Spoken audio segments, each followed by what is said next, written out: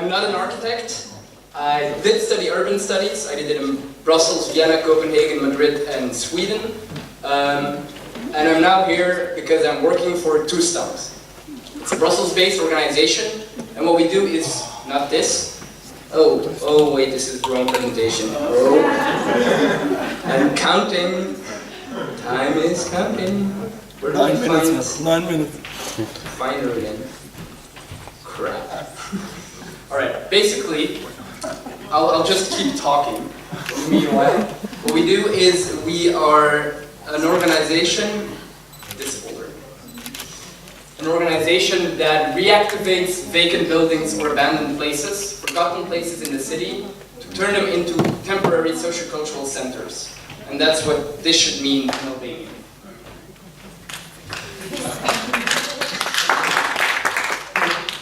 Hey, I still have 9 minutes. So, how did it all start? It started with the idea of using this abandoned cinema, or casino, it's a Chinese casino in the center of Brussels, to use it for a party, but not a party as a classical party where you go and you consume, you buy your beer, you pay for the music. No, you go and you bring something and everyone makes it together. It's a party by everybody, for everybody. So it was also aimed at everybody. And everybody came, everybody cleaned beforehand, then everybody came. And in the beginning it was weird because people didn't know what to do, didn't know where it was going. But after a while people started dancing, singing, rapping, making waffles. We are from Belgium. And after a while also the police came. They're also part of everybody. But they didn't like everybody to be there, so they kicked everybody out. We thought, okay, this is nice. We want to do this again, but we don't have permission. So what if we would ask permission? Maybe then we can do it again, and maybe we can do it a bit longer than 2 hours. So we wrote a letter, and after a long while and a lot of presentations that we gave to owners, the city of Vilvoorde, which is just next to Brussels, gave us this school. We had it for 2 months, and we decided beforehand, okay, let's pinpoint 5 moments. And we don't know what will happen yet, but we will know something will happen. So we communicate these, people will come, and a week beforehand we'll start figuring out what we'll do. So the first one, we attacked the school with paint. There were lots of kids around that used to go to the school and they were like, we want to destroy the school! The school is fuck school! Let's destroy it! So, okay, fair enough, let's destroy the school. We did that, we painted a bit on top, and that was the first moment. The other ones were a bit less aggressive. We did drawing workshops, we did an artistic thing with a naked lady, and the kids were like, ew, naked. And all the moments were also accompanied by food. So we recuperated a lot of material. We recuperated actually the building, which was empty. And so we thought, let's reuse it. We also reused food from the market that was unsold because it was going to go bad, or the bananas were too straight and the cucumbers were too bent. So we recuperated that, we cooked with it, and so everyone that came could eat. Also the same with building materials. At some point we built a totem because we needed light, and there was a moment, so we also recuperated the material we needed for that. Oh, my phone is dying. Battery. I have 6 minutes left. Alright. After that came to an end, we thought, let's look for more abandoned buildings. In Brussels there are thousands. There's over 1 million square meters of office space unused, and there's a bunch of industrial buildings that are unused. A guy before me talked about deindustrialization. We had it in Brussels too. Lots of industrial estates empty. But however many letters we sent, no one would let us in their building. So fine, we thought, let's build a building ourselves. So we started making a building in a terrain that we saw the owner of. He said it's okay. So we built a terrain, we built a little building, a little bar that when you got a beer, the bar went away on the rails. You got the beer and it came back to bring your beer. We did a performance, but at the performance, the owner of the terrain came and he told us, well, actually, the other guy's not the owner, I'm the owner and you can't be here. Fair enough, we left, but we had another moment planned, and so we did it in another building. which was stinking so badly from pitch and shit and from the junkies living in there that we decided to build a big bubble in there and blow it in with air from outside. So that's what it looks like. After that, we saw that actually the city of Brussels launched a call for projects. And they decided to launch a call for projects on a site that they bought, that they want to turn into a park, but there were buildings on it and they knew it was going to take a few years before the park would be there. So they were like, okay, let's do something with it in the meanwhile. We got the project, we even got money to work for our organization for the first time, and we decided, okay, let's do a very official opening, and after that, let's use all this space, because it's 9,000 square meters of space altogether. Let's use it to do all sorts of activities with youngsters, sport activities, events, cultural events. This was about making your own city. This is actually making your own city. Concerts, there's guys with rabbits, I'm not going to go into details. Basically, it's a big mix of people. It's in between two sort of deprived neighborhoods in Brussels, so we try to get everyone there. And we also work with all the recuperated materials. Again, we recuperate the buildings, and again, we actually recuperate the people that are hanging around and don't have a place to go. We offer activities at without a financial limit, because you pay whatever you want to pay to partake in an activity. Same goes for food. All right.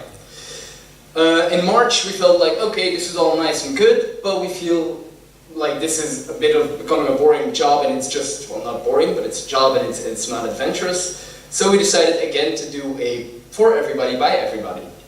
This time we found a cookie factory in the same street as the casino, and we kept the police out by putting a sign, Art Expo. It works. If you say it's art, you get away with anything. In May, we went to the same place where we built the bubble. The people living there actually made a fire, the building was destroyed, and it became a big place. We decided it would be a nice square.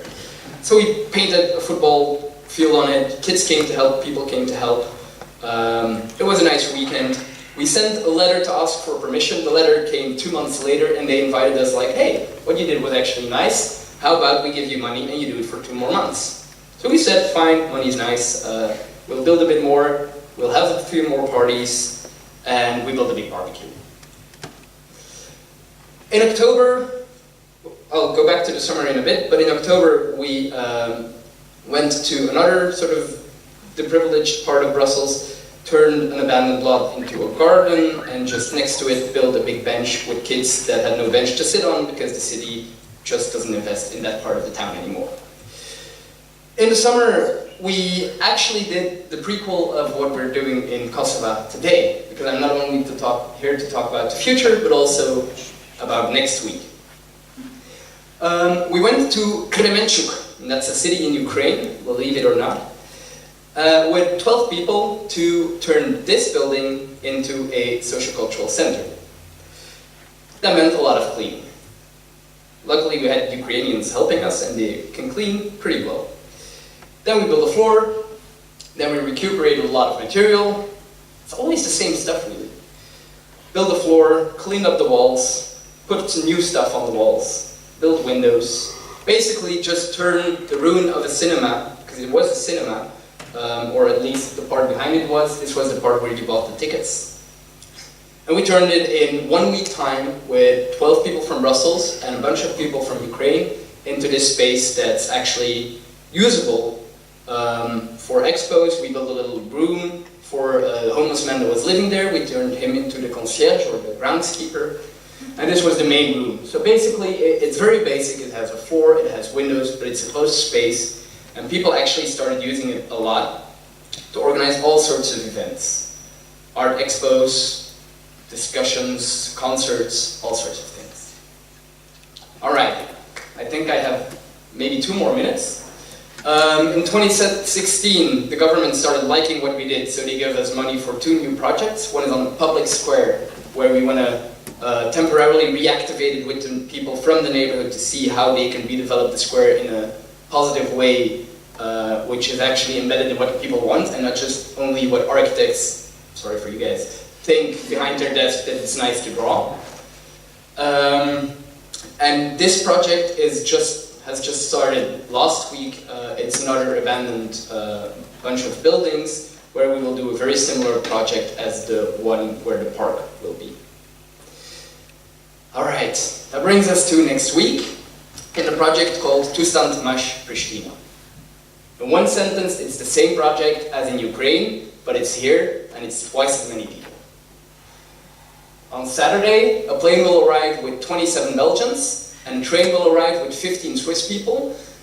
On top of that, we have a bunch of people from Pristina already interested in joining the project, and what we're going to do is we're going to try to turn this building, the Thermokos building, into a place that can be for really anyone that wants to organize something. We're going to put a roof, we're going to put a floor, we're going to put some windows, but apart from that, we really don't know what we're going to do yet. We also don't want to know. We don't want to make drawings, we're not architects, we don't want to have everything planned out, but we want to turn it into what we call a spontaneous action zone. A place where you can just do your thing. It can become your place as well. It can become a place from everyone, by everybody, from everybody, and for everybody. So what can you do? You can join us as from Saturday, when everyone arrives, we have a party at M Club. On Sunday we have a big brainstorm on site, and from Monday on we'll be building. So you can come and build. You can come and prepare the moment that will be there on the Sunday, if I'm not mistaken, the 17th. Or you can just help us with anything you can find or arrange for us. We're still in need of electricity, we're in need of helping hands, we're in need of really any ideas that you could have. So just come on by and, well, partake. If you want to know more, you can find this on Facebook, and we'll post all the information on Toestand Pristina. I think I kept it within 10 minutes.